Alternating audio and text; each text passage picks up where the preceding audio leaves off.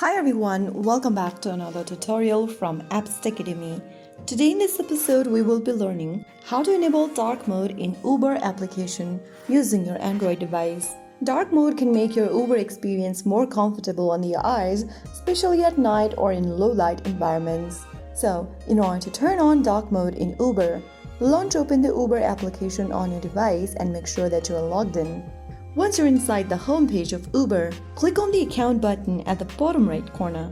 Inside the Accounts tab, click on Settings. Once you open up the Settings tab, look for Appearance under App Settings and tap on it.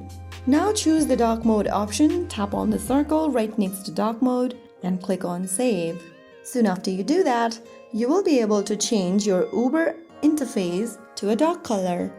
You can now enjoy the darker interface for your ride booking experience. If you want to revert, you can just follow the same step and choose the light option. So that's how you easily do it. If you found the video helpful, don't forget to like, share and subscribe to our channel.